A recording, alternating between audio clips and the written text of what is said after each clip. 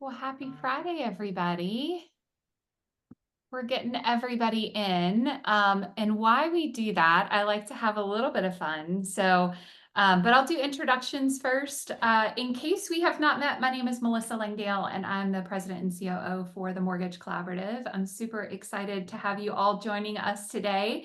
And as always, we're joined by Rob Chrisman. We have two very special guests for us today. Gabe Del Rio, who's the president and CEO, I'm sorry, of I can't talk today. Home Ownership Council of America. I'm so sorry, Gabe. That's why we say HTA. I should have, Latasha, Gabe, I should have told you that Melissa tends to, it's Friday, tends to, she enjoys her This scotch is and green bourbon. tea, I promise. Bless. And our other very special guest today is Latasha Waddy, who's the Chief Legal Officer at NFM Lending. Welcome, Latasha and Gabe. Thanks for having us. Excited. Yeah, I'm super excited. All right, we do have some trivia questions today. Oh gosh, Steve actually put one in the chat for us. Should we take that's slow death. Yeah, what's the original meaning of mortgage? Yeah, I'm not even going to let the crowd answer that one. That's an easy one. Yeah. I did learn that in mortgage Death pledge, slow death. Death pledge. Yep. I love it, Steve. Thank you for bringing some trivia for us today. Morbid as it may be. All right, so I have one more. Which regulatory agency is responsible for ACOA and HMDA? CFPB. There we go. Yeah. And they don't say much too. ECOA covers SPCP, and that's where the provision is. And it's interesting, we recommend that everyone go to the CFPB with their written plan before taking it to market, just to sort of inform them. But you'll notice that they don't come back with much feedback. What you're really looking for is just a neutral response and no questions. And if we can have no questions, that's actually good and positive. So yeah, that's the CFPB. And the special purpose credit programs have been around since 1976, I believe is the year. Was it 76 or 74? It was when he I think it's 74, I was going to say. A long time. Yes, it's been a long time. Yeah. Very long time. Yeah. All right, so I've got one more trivia question for us, which we actually did a couple weeks ago. So we're going to see the last time that HCA was on with us on the rundown. What is and this is a couple months old, so this is through June, the home ownership gap. Oh my goodness. White versus non-white Americans. 32%, 31%, something like that. We're usually around the 30s. We are dropping a little bit. And hopefully we can continue that downward trend. If we could get, I was just talking to MGIC about this, if we could get, and I think it is reasonable, 3 to 5% a year to reduce that gap, that would be sustainable. And it's also a heck of a lot of business. It's a lot of loan closings, but it's not an unreasonable increase or a sharp increase. It's a reasonable increase in volume. Yeah. Gabe, why does the gap exist at all? Well, I mean, goodness, that's big, but racism for one, and racial bias for another. Folks that have had a hard time accessing credit, being treated equally, building wealth in general. I mean, there are racial covenants all around the country that even still exist today that say that people of color could not own in a certain area. We've had things like undervaluation or devaluation of areas, especially among people of color. All of that is wealth stripping or preventing that wealth from being gained.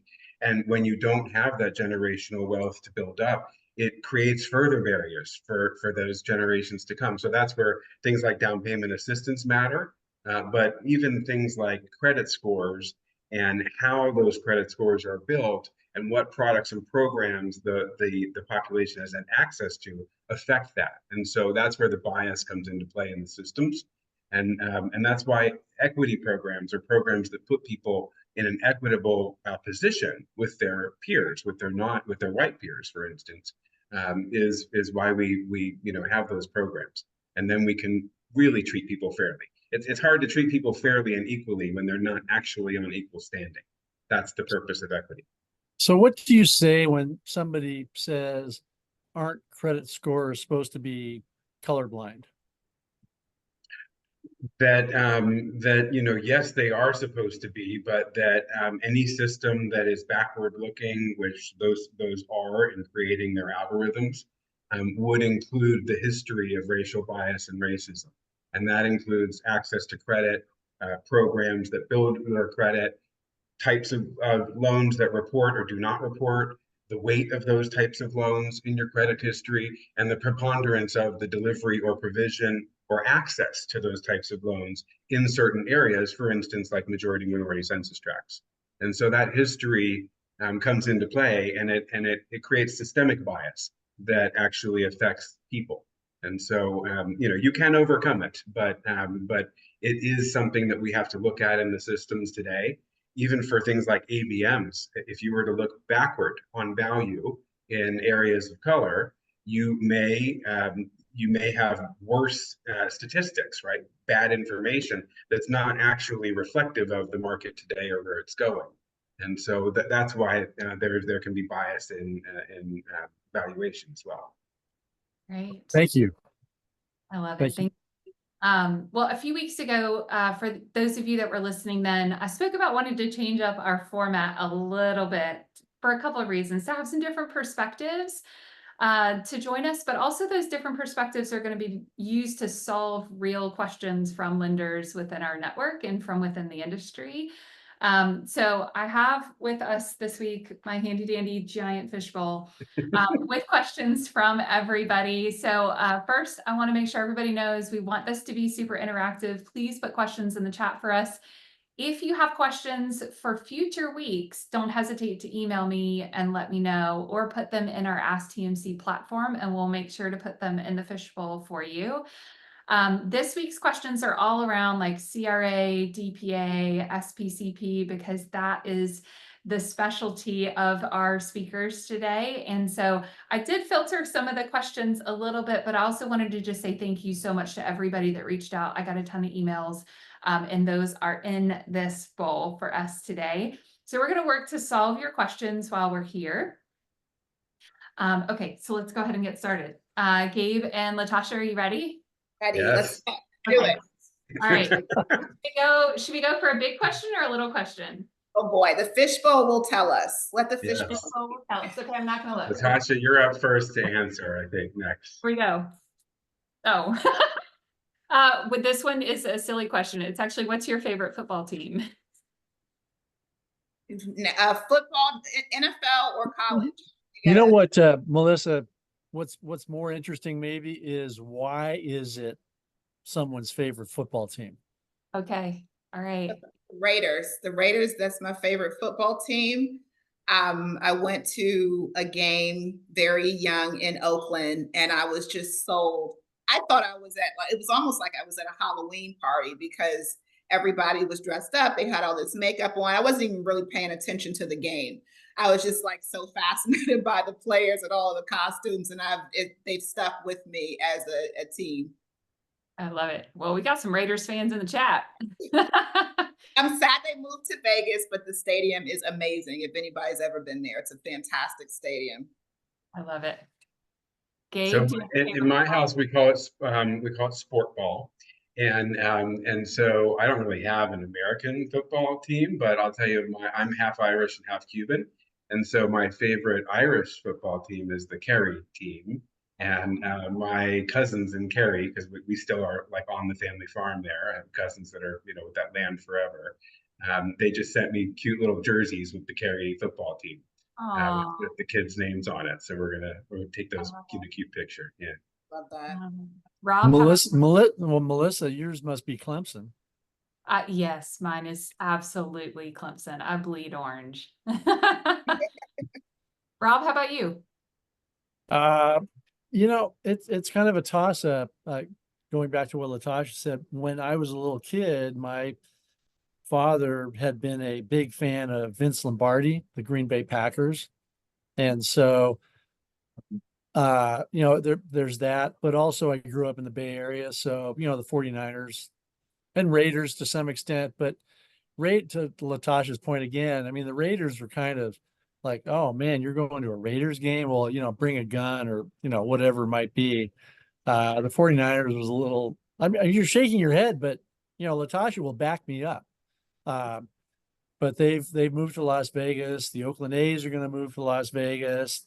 Las Vegas has the Sphere, where I've talked to people who have been to concerts. Like I think Erin D may be on this call. She's been to a concert there. So Las Vegas is building these incredible venues. Hard to turn down. Yeah, my favorite team will be the one where I get to go to the box seats because they are great. And that's a great party, and I'll go watch any sport happen in one of those. I've heard the Sphere is amazing. All right, here we go. One more. We'll go for a big one this time. This is the biggest one. Oh. It's still a one sentence one though. You write in crayon? Huh? No, sorry, nothing. How do you ensure your realtors understand the product to send you the right referrals? And this is specifically around like SPCP or DPA products that are created. So how do you ensure realtors understand the product to send you the right referrals? You want to go first, Latasha? Yeah, no, absolutely. So, with any lender like NFM, we have a bevy of products, probably 1,000 products at best.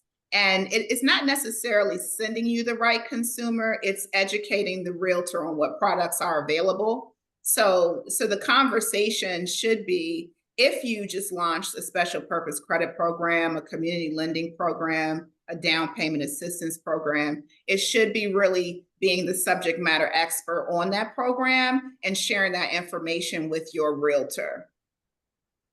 I think one thing to add to that would just be that, and I know we've done this with different partners, and our partner at I Am Merchant actually really focuses on making maps for folks. But creating a map for the sales team for majority motor census tracts. I mean, most of these programs are MMCT based, or maybe MMCT plus LMI. And so just doing a shaded map that does that for your sales region, and then maybe sharing that with realtors, it's just an easy visual to go, oh, okay, that whole area over there, great, that's covered. I love it. I also have seen and heard some lenders that are going to specialized loan officers, but they have to get enough volume, right, in that kind of area to lean into that. But I've heard of folks, taking that approach as well. Yeah, I mean, small banks and community banks usually have, and even large banks have community loan officers. I would say the other thing that those folks do is that they have a very, focused geographic area. And so they then are paying attention to who are the realtors in that area that are transacting the most, who are the community organizations that are active in that space, who are maybe some of the elected officials that they should get to know in that city council or town council, just so that you are really present in that area and you're thought of as a resource. And frankly, those community groups, when they hear about the SPCP stuff, they're a wonderful, wonderful resource because they repeat it in a way that probably lenders wouldn't be comfortable repeating it, but that really goes a long way with the community, and that drives a lot of traffic. It is the beauty of data, right? Like, we have so much data at our fingertips now. We can see where we're closing transactions. We can see where realtors are closing transactions. I mean, we have a ton of data already. So whether you're wanting to lean in, if you want to lean in, I say the first thing is to look at your existing data. Where is opportunity? Where is there greater opportunity to go another level up? But then, if you're looking to enter into certain communities or offer certain products, the data still will show you where the penetration is, where the success rate is, where you're getting the best performance, where those consumers are. I love it. All right, I'm going in. Do it. This with another. Here we go. I'm not even gonna look this time. Okay. How do you successfully market SPCP loans? Are you relying on the LOs to spread the word, or are you taking this direct to consumers in a specific geography and are realtors part of the solution? We just talked about the realtor aspect of it. Can you expand on the other side? Yeah, I so think that's you picking can up on do that. both. Yeah, I was going to say, I think you can do both. I think certainly with a direct to consumer campaign, if you are doing something geographically, you can have content built for consumers in those specific areas. And then in terms of marketing, and like I said, I'm a data geek. And so it is like going back to your data and saying, where are we already performing in these communities, and who are the loan originators who are leading that, or who are the loan originators that are doing the most volume in those spaces, and then having that conversation with them about how they're successful, how they could be more successful, and campaigning around that. So it is absolutely a collective effort of producing the data, one, looking at the data, but then also talking to your sales force about it. I can tell you just from NFM's journey, I've been looking at our HMDA data for a decade now, at least, right? And so sometimes when we've established these programs, I'll go to our loan originators and I say, did you know you were doing this percentage, or did you know you were servicing this community of consumers, and we've got some additional tools for you to have some expansion in your production. And they, most of the time, they don't even know it. Like they're just basically working with realtors, they're working with who the realtors refer them, and then presenting them with that opportunity and saying, hey, you're already here in this community, or you're sitting here and there's some opportunity here based on the data, and how do we collaborate to market toward that? I mean, that is really the ideal path, and that's the path that NFM has taken to be successful in this space. Mm-hmm. Yeah, just picking up on the data. I mean, putting out where are you producing and making sure that cross references with where the people are, so that you can sort of keep track of your progress there. I think it's really important. And on direct to consumer versus loan officer, I think we see these going all ways. One thing I would say is that HCA, in part built the equity certified so that we could help lenders to market. And so we've been hearing that there's a significant trust gap with these programs. That's what that is there to help overcome, to give you a seal of approval, a third-party verification with nonprofit. And then the other thing is that we built a search tool that makes that program and those lenders searchable. That's being connected to realtor.com just to start with, and launching next month with them. But we'll continue to do that because we built an API. And we're not building a lead engine out of that. This is making direct connection and sort of promoting the lenders that have gone through the effort of making an SPCP. Then they're going to be on that certified list, and actually they're going to get referrals for their whole state. Because you might have a borrower who's moving from area A to area B, and if they know that they can get a special loan in certain areas of area B, then that's where they may purchase. And so we're trying to make the net as large as possible and get more clients over to the lenders who are providing SPCs. That's an interesting question or situation, Gabe, that you bring up, because I've done this a fair number of times, but if you're just sitting in a restaurant or something, or on a bus or whatever it might be at a party, and you're talking to somebody who doesn't have a home loan and has never gone through the process, and when you ask them, hey, waiter or waitress or whatever, if you were going to buy a home and wanted to get a loan, how would you do that? What's your first step? Mm-hmm. And I find much more often than not that they will ask either their parents, or they'll ask a friend, or they'll say, oh, my brother and his wife got a loan a couple of years ago. I would ask them who they use. So the word of mouth, the referral basis is so important.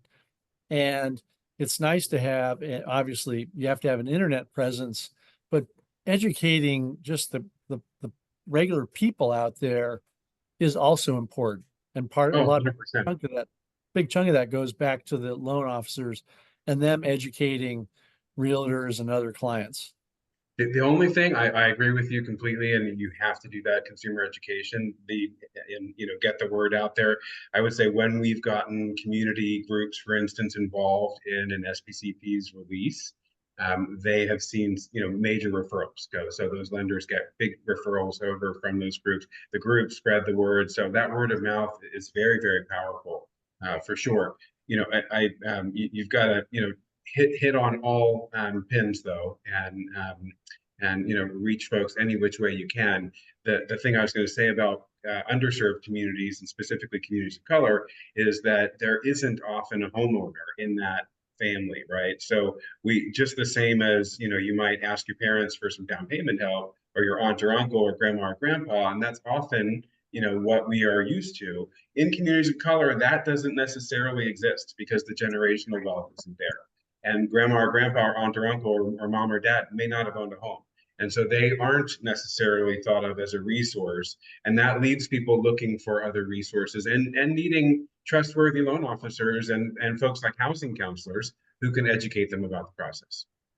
It's fascinating shift, like what I'm seeing in terms of who that next generation of homeowners are, and this Gen Z millennial space, and those individuals are highly college educated. Like we know that the data shows us that, and when I'm talking to those individuals, I'm asking what's the biggest challenge, and the biggest challenge generationally is that some of them, or the majority of them, have student loans, and so they're able to make a rental payment. And I mean, in some instances, I've talked to people that are paying $3,500 for rent, Mm-hmm. and they can't save for the home, otherwise they would be in the home. So they can certainly afford a mortgage payment. It is the down payment that we're seeing is like this challenge. And statistically, Rob, like the majority of people still go to the realtor first. They That's still start 80% of the time, I yeah, think. they start with like 80%, right? They start with a realtor. So as loan originators, it really is like leaning in with our realtor partners, if that's our referral source, and providing them with the right tools and with the product options that are available. Yeah, and I couldn't read Steve's note, but it's interesting that if somebody's going to buy a house, I think, and probably most people in the industry would agree, that the realtor is not where you would start. A loan officer is where you should start. Yes. In this era of homeowners insurance costs skyrocketing, heck, maybe an insurance agent would be number 2 on the list after you talk to a loan officer. But the real estate industry has done such a wonderful job marketing and being like, oh, you want to buy a house? Well, then talk to a realtor. We need, as an industry, hey, you want to buy a house? Talk to a loan officer first, because they'll tell you what you can afford. I know that when I've had countless people ask me in the last year or so about where's a good place to get a down payment, and I always say 1-800-Melissa is a great down payment assistance program. So I'm sure. Fantastic. Love to have that out in the ethos. Thanks, Rob. Actually, probably 1-800-Melissa may go to some other service. I would direct them Let's to hope so, for a Melissa's lot sake. of friends that I have in the industry that could help them. So we do have a question in the chat, though, that kind of pulls on this thread. So before I go back to the fishbowl, I think we should take it. Shauna says, as an industry, do we need to look at how we train LOs who live in underserved communities? There seems to be a shortage of LOs available in those areas. 100%. I mean, we need to diversify this field and this industry. If any of you have ever been to a conference, which I'm sure you have, it's changing over time, but even just in my time, which is, going on 20 plus years now, I've watched it be all basically white men to now having some diversity, a lot more females. But my goodness, we have a long way to go. And if you think, I always say access to credit is actually loan officers, right? It's because you need to have a licensed discussion with a licensed loan officer by and large. And so having that sales force be reflective of the folks that we want to sell loans to and to serve, that's incredibly important. So we need to, and I'm sure, Latasha, I think you've gone to like universities, right? And you do some recruiting in this space where you're looking specifically to find those representation from various underserved groups to be the next generation of sales folks. It's very interesting. Like, our generation, and I'm gonna date myself, and that's okay. But like our generation coming into the mortgage industry was not intentional, right? Like for the most part, we knew someone who was already in the industry, and they introduced us to this amazing, thrilling roller coaster of an industry, and it stuck for most of us. And so like it's about also those individuals like reaching back to this next generation, because my goodness, think of all that we've done as an industry unintentionally deciding to be in it, right? So look how powerful the mortgage industry is. Just think of someone who would join this industry on purpose. Like this is what they decided to do.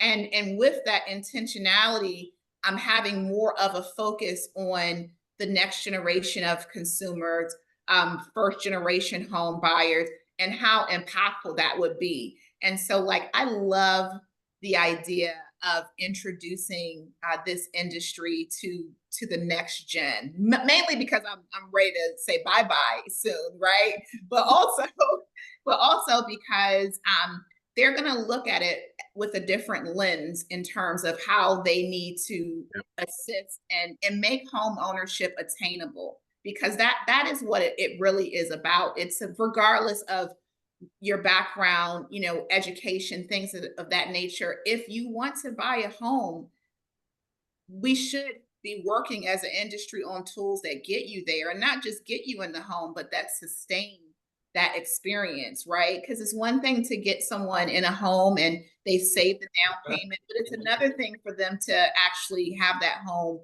for a lifetime and to pass it down potentially to the next generation. Totally agree. All right, we have time to go back to the bowl one more time. Are we ready? One more question. Let's do it. Okay. Melissa, just while you're pulling that up, are all the slips the same size, or you have varying sizes of these? Okay. They're varying sizes of slips. See, this one's a little bit bigger than that one. This one's a lot bigger than that one. Okay. Do SPCP loans have a higher default rate? Is the risk for those loans any different than other loans? So funny, I was just having a conversation with a portfolio lender about their default rate, and so I guess the answer to this question is not necessarily, but it depends on what you do. So what we have seen is that by and large, we're not changing the credit box. So we're not increasing risk. That's the headline. Risk is not increased because we're not changing the credit box. What we are mostly doing with SPCPs is getting a slight discount on the rate, or a discount on fees, or credit, closing cost credit, down payment assistance credit, you name it. Those are the main levers that, when paired with a product type that already has its credit box, becomes the SPCP, right?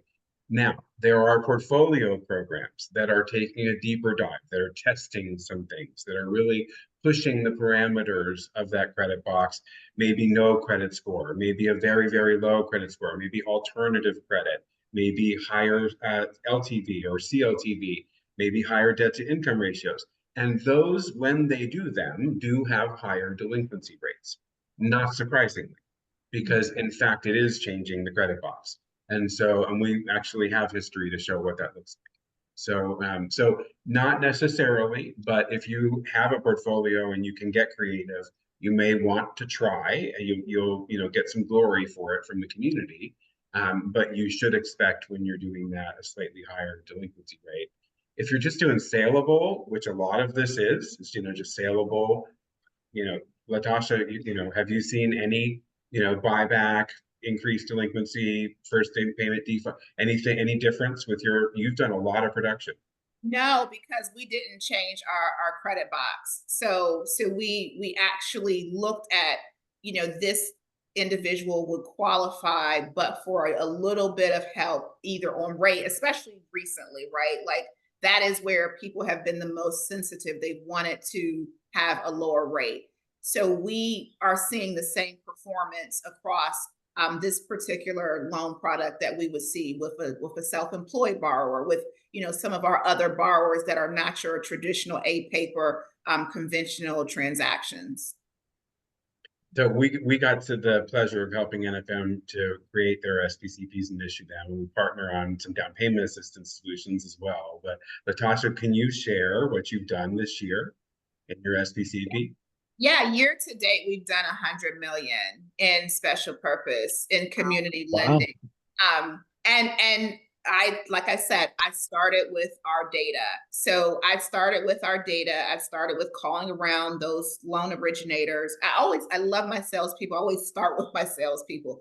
But once I have the data, I go to the salespeople and I say, if we were to introduce this, right, what do you think the impact would be? And then we go from there. I agree, Robert. And that's the thing about the special purpose credit program, is that you're not going to have those income limitations like that you would have with a traditional housing finance agency or some other bond provider that is sponsored by the state from a funding perspective. So that is a key distinction. Yeah, the low income, basically you're trading out low income qualification for majority census tract, or maybe that they are a minority themselves, all the different qualifiers that you can trigger an SPCP for. And oftentimes we are specifically focusing on the median income or above the median income. I would say well into above, because when you also look at that population, and you can and should for every area that you do, have an SPCP in, there's a lot of purchasing power and there's a lot of pent up demand because they're not yet homeowners. But like Latasha said, they're paying high rent, and they in fact could be if we can just get them over the line. And usually a little bit of down payment assistance or a little discount on that rate to reduce the DTI makes the approval happen, and you can make more homeowners. I love it. All right, we are all up at time, but this was such a great discussion. I love learning from all of you guys. Thank you so much, Latasha and Gabe, for joining us today. Yes, thank you very much. I loved it. Thanks for having us. All right, if this was fun, if you guys have questions that you would like us to address in future weeks, make sure you email me. I'd love to hear from you guys. Otherwise, we will see you right back here again next week. Have a great weekend, everybody. Great weekend. Thank you.